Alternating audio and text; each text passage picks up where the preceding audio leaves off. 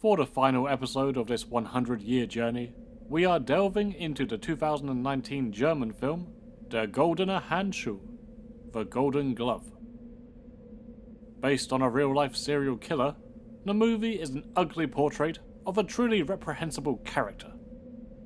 If you have an interest in true crime, or indeed enjoy the feeling of trudging through death, desperation and despair for 2 hours straight, The Golden Glove should fit you like a mitten.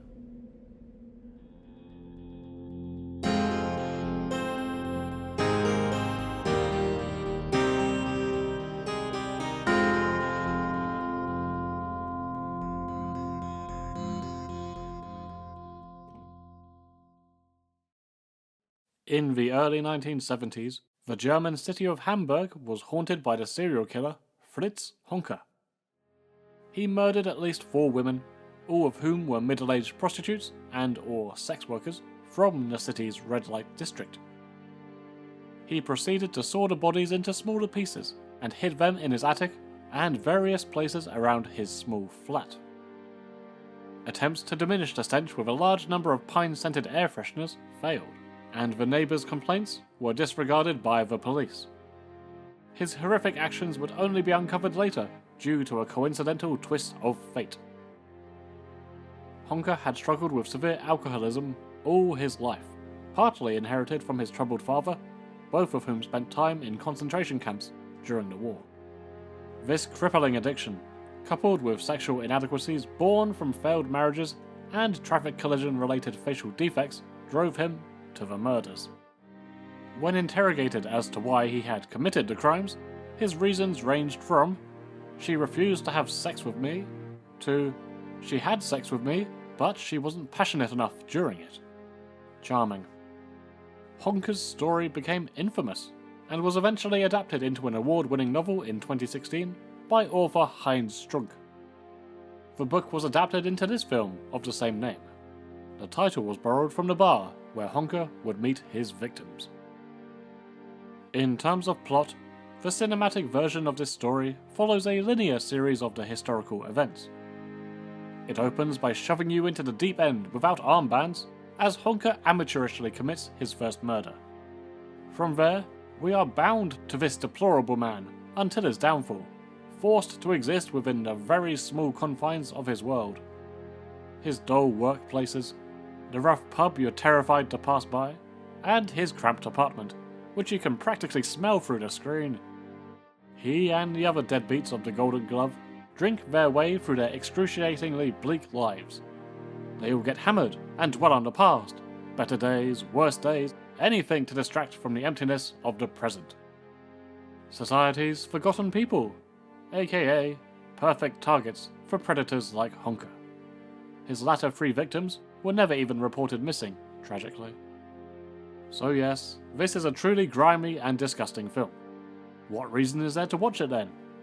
Well, there are several. At the forefront, we have the strange and sickening central performance from Jonas Dassler. His handsome face is buried under a large fake nose, deranged eyes, and a permanently manky, sweaty vibe. He looks like a nightmarish version of Joe Spinell after a serious nasal bee sting. The character and the acting is peculiar enough that you can't help but be transfixed through this otherwise unappealing story. When he briefly tries to clean himself up, dare I say, he even becomes almost rootable. Almost. But of course, his dark side wins out, and the depiction of violence is still shocking, even to a genre veteran such as myself. The tale being lifted from real events certainly helps in that regard, mind you. Nevertheless, the murder scenes are drawn-out affairs, from which there are no places to hide. One instance includes a seemingly never-ending barrage of glass bottle attacks.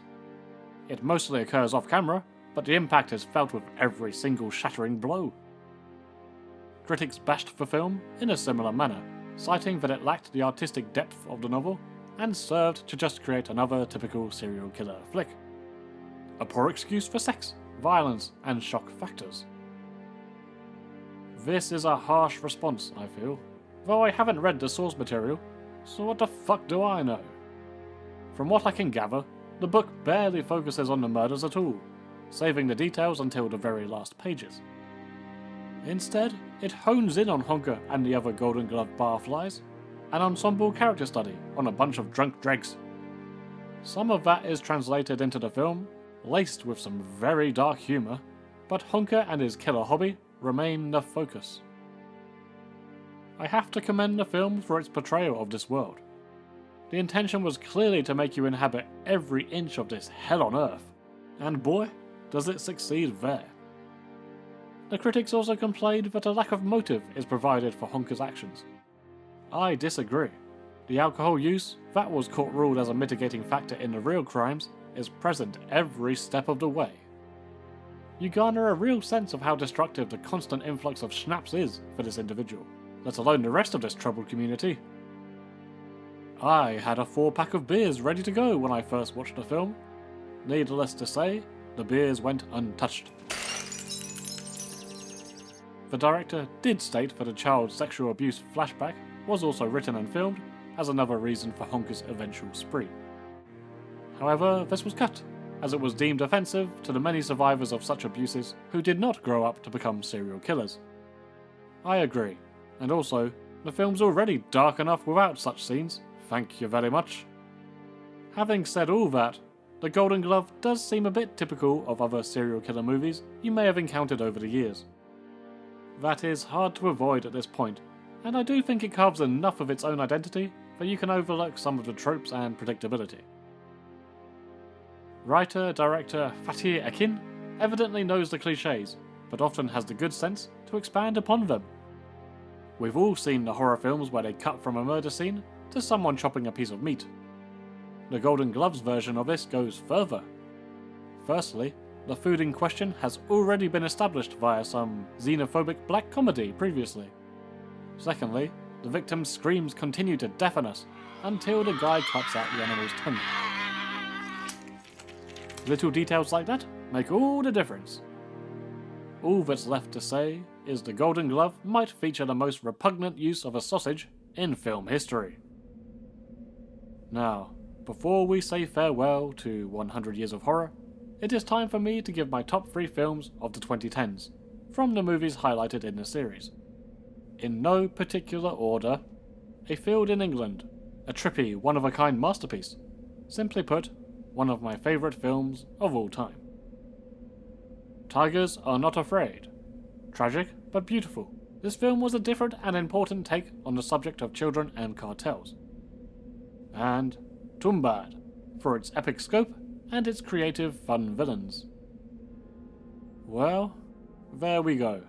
100 Years of Horror. We began back in July 2020 with some horny Germans. Through the years we met with some horny Germans, and then we finished with some horny Germans. We bared witness to the rise of subgenres, the development of trends and tropes, as well as changes in technology and attitudes in society across the globe. Behind all the ghosts and ghouls, I do hope you've learned some interesting facts and laughed at my crappy humour, at least once or twice. I also hope it provided some films for your watch lists, as that was the main goal in the first place. Who knows, if the interest is there, maybe a second run of 100 Years of Horror might occur down the line. Until then, the other content on the channel will continue, and as always, stay spooky, friends of the Blowfish.